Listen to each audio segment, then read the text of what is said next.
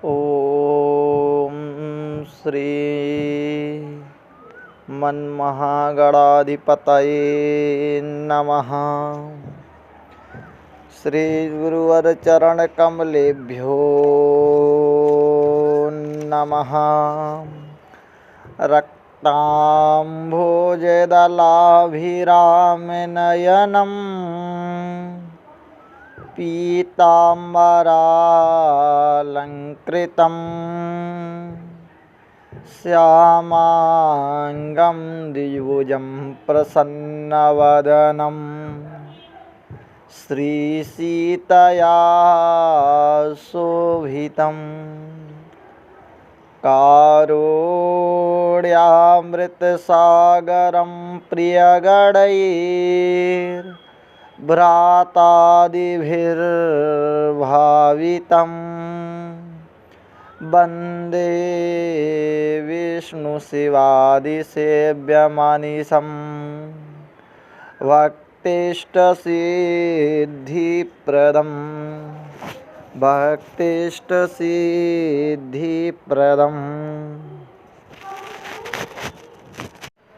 नमोऽस्तु रामाय लक्ष्मणाय देव्यै च तस्यै जनकात्मजायै। नमोऽस्तु रुद्रेन्द्रयमानिलेभ्यो नमोऽस्तु चन्द्रार्कमरुद्गणेभ्यः। अकारण करुणा वरुणालय भक्तवांछा कल्पतरु प्रणतपाल दीनानाथ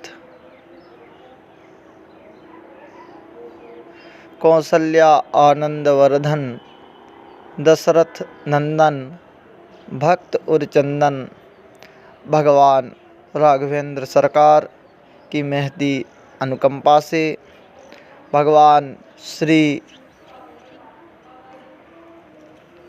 मानस मार्तंड भूत भावन विश्वनाथ की असीम अनुकंपा से आज हम आप सभी को यह भगवत कथामृत रसास्वादन का सुअवसर प्राप्त हुआ है। जीवन को सार्थक करने वाली तथा हृदय के समस्त कल्मशों पापों को नष्ट करने वाले श्री रामचंद्र जी के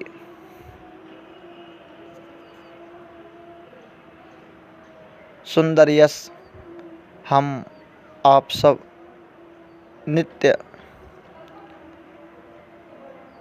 रात्रि वेला में श्रवण करते हैं।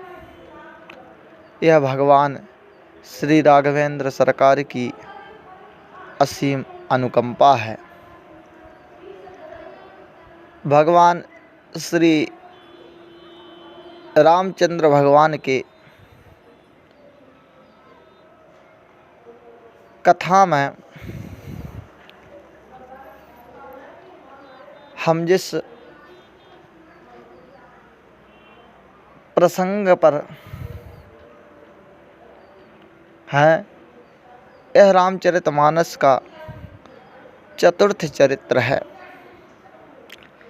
शिव चरित्र जिसमें शिवाचरित्र भी है, फिर राघवेंद्र सरकार की चरित्र लीला है जो आद्योपांत उनकी ही महिमा का गायन है। उसके बाद भरत चरित्र का वर्णन आता है और इसके बाद पराक्रम के प्रयागराज पवन सुत हनुमान जी महाराज के चरित्र को हम श्रवण करते हैं।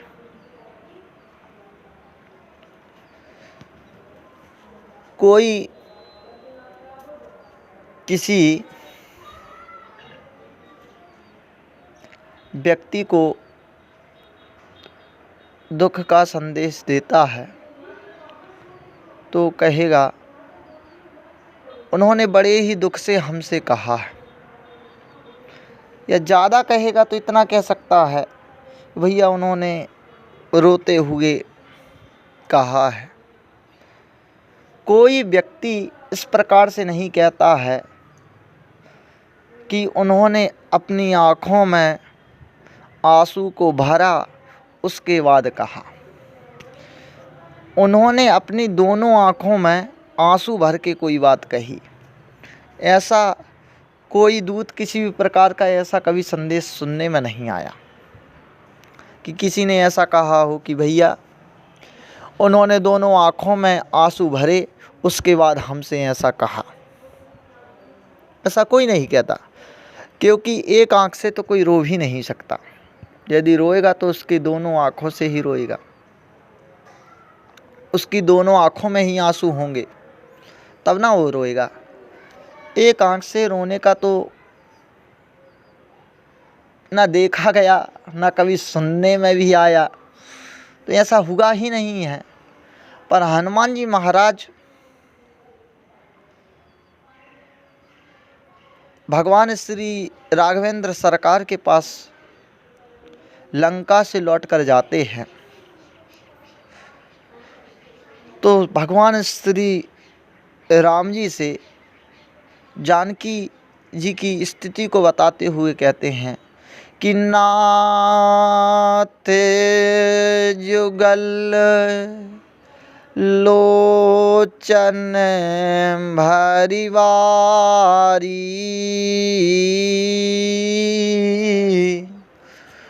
बचन कहे कछु जनक कुमारी। हे नाथ, नाथ जुगल, जुगल अर्थात दोनों, हे नाथ दोनों आँखों में आंसू भरकर बचन कहे कछु जनक कुमारी। जनक पुत्री जानकी जी ने कुछ वचन कहे। अब देखिए, किसी स्त्री का विवाह हो जाए तो उसका संबोधन उसके पति के साथ होता है कि वह फलाने की घरवाली है। तो गोस्वामी लिख सकते थे कि नाथ जुगल लोचन भरी बारी, बचन कहे कछु राम प्यारी, पर ऐसा नहीं लिखा। अच्छा, हनुमान जी माता जानकी जी को माँ कहते हैं, आप पूर्व में भी सुन चुके हैं। तो माँ कहते हैं तो फिर चौपाई भी ठीक हो जाती यदि इस प्रकार लिख देते कि नाथ जुगल लोचन भरी बारी, ओ बचन कहे कछु मम महतारी। मेरी माता ने कुछ वचन कहे, यह बात भी ठीक थी, पर ना इस प्रकार कहा।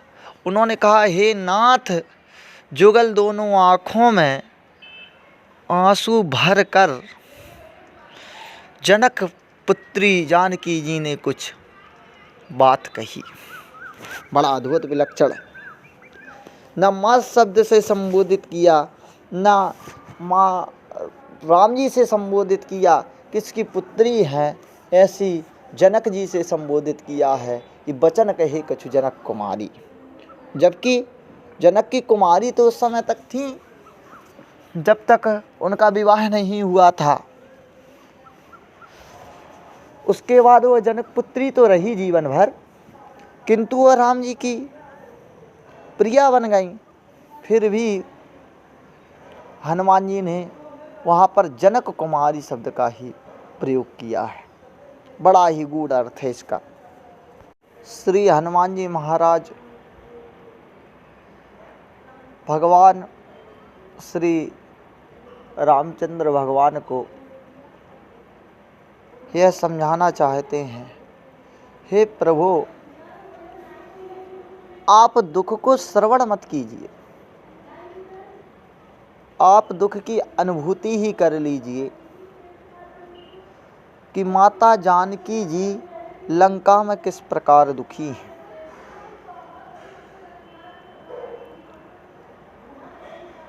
जनक राज के यहाँ जब माता जानकी जी थीं, धनुष यज्ञ का कार्यक्रम चल रहा था। देव धनुज मानव बलिष्ठ राजा सभी सीता जी के वरण के लिए तत्पर थे और धनुष उठाने के लिए उद्यत होते थे कि इसी भयानक राक्षस को देखकर माता जानकी जी का हृदय कंपायमान हो जाता था और अत्यंत दुख में चली जाती थीं। हृदय से वह नहीं चाहती थी कि किसी दुष्ट के इस धनुष को उठाने में समर्थ हो। हे प्रभु, जब आप भी धनुष को उठाने के लिए खड़े हुए उस समय भी तब राम ही बिलोकी वही देही सभय हृदय बिनवत जहिते ही। उस समय भी माता जानकी हृदय से बड़ी डरी हुई थी और वह अनेकानेक देवताओं की स्तुति कर रही थी। गोस्वामी ने उस भाव का बड़ा ही मार्मिक चित्रण प्रस्तुत करिया कि मन ही मन मनाव यकुलानी होहूँ प्रसन्न महेश भवानी करहूँ सफल आपनि सेवकाई करी हित करहूँ चाप गरुआई और गणनायक वरदायक देवा आज लगी कीन्ही तू सेवा बार बार विनती सुनि मोरी करहूँ चाप गरुता अति थोरी। इस प्रकार माता बार बार मना रही हैं। कवि शंकर जी की वंदना करती कि हे प्रभु, आप ही का धनुष है, इसकी जो भारीपन है उसको नष्ट कीजिए, इसे हल्का कर दीजिए कि राम भगवान उसको उठा सकें। इस प्रकार से कहती है। फिर कहती हैं कि भगवान नहीं सुनते हैं। हे माता पार्वती, आप तो स्त्री है, पतिव्रता है, पतिव्रताओं में शिरोमणि हैं। आप अपने पतिदेव से कहिए, या आप स्त्री हैं, मेरे भाव को समझ सकती हैं। इस प्रकार की माता जानकी जी वहाँ पर बार बार विनय करती हैं। उसके बाद कहते, हे गणनायक, तुम सारे विघ्न का हरण करने वाले हो, विघ्न हरता हो, इसलिए विघ्न विनाशक होने के कारण मेरे जीवन में सुख शांति में विघ्न रूप यह धनुष है, इसका विध्वंस करो और हमारे इस विवाह परिणय को संपन्न करा दो। इस प्रकार से बार बार माता जानकी विनय करती हैं। कहने का अभिप्राय है कि श्री हनुमान जी महाराज उस चित्रण को भगवान श्री राम के सामने प्रस्तुत करना चाहते हैं कि हे प्रभु, आप स्मरण करिए कि जनक के यहाँ पर जब वो कुमारी रूप में जानकी जी थीं तो वो कितनी दुखी थी, कितना दुख उन्हें उस राजसभा में हो रहा था कि नीके निरख नयन भरी शोभा पितुपन सुमरि बहुरी मन छोवा। कितना उनके मन में दुख था। एक तो यह इतने सुंदर राजकुमार है, मैं वरण करना चाहती हूँ, तो पिताजी के प्रण को याद करके उनके मन में कितना कष्ट था, कितने कष्ट था उनके हृदय में कि अति परिताप सिय मन माही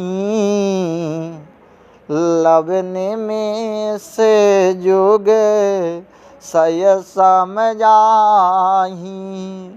गोस्वामी तुलसीदास ने लिख दिया कि अति परिताप सिय मन माही। सीता जी के मन में जो है अत्यंत दुख था कि लव निमेष युग समझाही, 100 युगों के समान एक क्षण कट रहा था। कितने कष्ट में माता जानकी का वो समय था। वो बार बार वह भगवान राम को देखती हैं, धरती माता को देखती हैं, उसके बाद उस धनुष को देखती हैं। तो गोस्वामी तुलसीदास जी ने कहा कि प्रभु ही चितई पुनि चितव मही राजत लोचन लोल खेलत मन से जमीन जुग जनु विधुमंडल डोल। अर्थात जिस प्रकार की चंद्रमा में 2 मीन खेल रही हूँ, इस प्रकार माता जानकी जी की आंखें कभी धनुष को देखती हैं, कभी धरती को देखती हैं। ये कि हे माता, आप मेरी माता हैं, आप ही मेरी कुछ रक्षा कीजिए। गेरा अलिनि मुख पंकज रोकी प्रगट न लाज निशा अवलोकी। माता जी बड़ी लज्जा में है, कुछ बोल नहीं पा रही हैं। और कहा कि कितना दुख था और कितनी दुखी थी कि लोचन जलू रहे लोचन को ना जैसे परम कृपन कर सोना। माता जानकी जी इतनी दुखी होने के बाद भी उनके आँख में केवल कोने पर ही जल था, अर्थात थोड़े से आंसू माता जानकी जी के उस समय थे। उस समय जब एक क्षण युग के समान बीत रहा था, उस समय माता जी की आंखों में थोड़े से ही क्या थे, आंसू थे। और तन मन वचन मोरपन साचा, और बड़ी व्याकुल थी माता जानकी। सकुची व्याकुलता बड़ी जानी, धरि धीरज प्रीति और आनी। और बड़ी व्याकुल माता जानकी थी। हे राघवेंद्र सरकार, आप तो जानते हैं माता जानकी जी, आप यदि उसी समय आप उसे उठाने में थोड़ा विलंब कर देते तो माता जानकी जी अपने देह का परित्याग कर देती। इस प्रकार देखी विपुल विकल वही देही, और निमिष विहात कल्प समते ही, एक क्षण कल्प के समान बीत रहा था। त्रिसित बार बिनु जो तनु त्यागा, मुए करई का सुधा तड़ागा। भगवान राम ने जान लिया कि यह इतनी कष्टमय है कि इनके प्राण उत्सर्ग भी हो सकते हैं, यह जो है शरीर छोड़ देंगी। इस प्रकार से माता जानकी को व्याकुल देखा। हे प्रभु, उस समय माता जानकी इतनी दुखी होने के बाद भी उनकी आंखों में थोड़े से आंसू थे, कोने में, आँख के कोने मात्र में थोड़े आंसू थे। अब माता लंका में तो इतनी दुखी हैं कि उनकी दोनों आँखों में केवल आंसू ही आंसू हैं। नाथ जुगल लोचन भरिवारी, भरा हुआ है, आँखें डबडबा रही हैं, पानी पूरा जल उनकी आँखों से मिश्रित है, इतना है। और हे प्रभु, वहाँ पर तो माता जो है जीवन का त्याग होने का डर था। हे प्रभु, यहाँ तो माता अपने लिए क्या है, जीवन का परित्याग करने के लिए तत्पर हैं, प्राण गंवाना चाहती हैं, किंतु वहाँ पर प्राण गंवाने का भी कोई उपाय नहीं है। वो तो बार बार आकाश से जो है अग्नि अंगारे की मांग करती हैं, कभी अशोक वृक्ष से कहती हैं, लोगों से कहते हैं कि मुझे अग्नि मिल जाए, मैं अपने शरीर को शांत करना चाहती हूँ। क्योंकि इस संसार में जो है मृत्यु जो है, मृत्यु का कष्ट जो है छोटा है। माता जानकी जी मृत्यु के कष्ट से भी अधिक उस लंका में दुखी हैं। इतने श्रेष्ठ जिस स्वामी का सेवक हो कि वह उस अनुभूति को ही भगवान के सामने प्रस्तुत कर सके, ऐसे सामर्थ्यशाली श्री हनुमान जी महाराज हैं। उन्होंने कह दिया कि नाथ जुगल लोचन भरिवारी, बचन कहे कछु जनक कुमारी। अर्थात जनक कुमारी कहने का अभिप्राय, हे भक्तों, श्री हनुमान जी का यही अभिप्राय था कि वह राम जी को यह बताना चाहते थे कि जिस समय जनक के प्रण के कारण धनुष यज्ञ में माता व्याकुल थी, उससे कितने गुना अधिक माता जानकी जो हैं लंका में हैं कि वह अत्यंत उनकी आँखों में जो है जल भरा हुआ है, यह भाव बता दिया। वास्तविकता में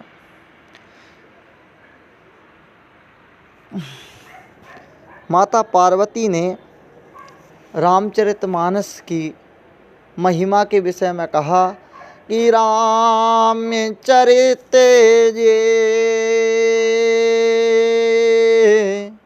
सुनत अघाही, रस विशेष जाना तिन्ह नाही। जो भगवान श्री राघवेंद्र सरकार के सुंदर यश को श्रवण करके अघा गए, तृप्त हो गए, तो उन्होंने विशेष रस को जाना नहीं है। अर्थात रामचरितमानस जो है बना बनाया हुआ रस है, उसमें किसी भी प्रकार का मसाला मिलाने की आवश्यकता नहीं है। मसाला मिलाने से उसका रस भंग हो जाएगा, क्योंकि वो तो स्वयं बना बनाया ताज़ा रस है। इस प्रकार वक्ताओं को भी भगवान श्री रामचरितमानस की अर्धालियों का जिस प्रकार का अर्थ है उसी प्रकार का कहना चाहिए और उनके सुंदर यश को अपने हृदय में आत्मसात करना चाहिए। माता सरस्वती से भक्तों ने पूछा, हे माँ, इस संसार में अमृत कहाँ है और इस संसार में सबसे ज़्यादा रस किसमें है? और हे माँ, ये बताइए कि इस संसार के सारे समस्त राज रहस्य किसको जानने के बाद खुल जाते हैं? तो इसे बुंदेली कवि ने बड़े ही स्पष्ट भाव में इसमें कहा है कि काहे में भरो माने अमृत रे, को है रस राज, काहे में खोले जगदम्बे, दुनिया के सब राज सदा सुमर जगदम्बिके हो माँ। तो माँ सरस्वती ने कहा कि भागवत में भरो अमृत रे, मानस रस राज, सप्त सती में खोले, 700 श्लोकों में खोले, दुनिया के सब राज सदा सुमर जगदम्बिके हो माँ। माँ सरस्वती ने कहा कि संसार में अमृत जो है श्रवण में गोचर है, श्रवण में बस आता है। उस प्रकार इस संसार में कहीं अमृत देखना है तो है तो भागवत है। भागवत अमृत स्वरूप है। और कई संसार में रस तो बहुत हैं, पर सबसे ज़्यादा रसिक और सबसे ज़्यादा रसीला कोई है तो कोई मानस सबसे ज़्यादा रस है, वो रसों का राजा है। उससे अधिक रस इस संसार में किसी भी पदार्थ में नहीं है। और कहा कि गीता ही है जिसमें माँ ने समस्त विद्याओं को खोल दिया है, सारे भावों को बता दिया है, सृष्टि के सारे क्रमबद्ध चीज़ों को जो जानने के लिए जिज्ञासा है, जो समस्त ज्ञान है, संपूर्ण ज्ञान सन्निहित कर दिया माता ने श्रीमद् भगवत गीता में। कहने का अभिप्राय है कि हम सब प्रकार से समस्त रसों का आस्वादन करना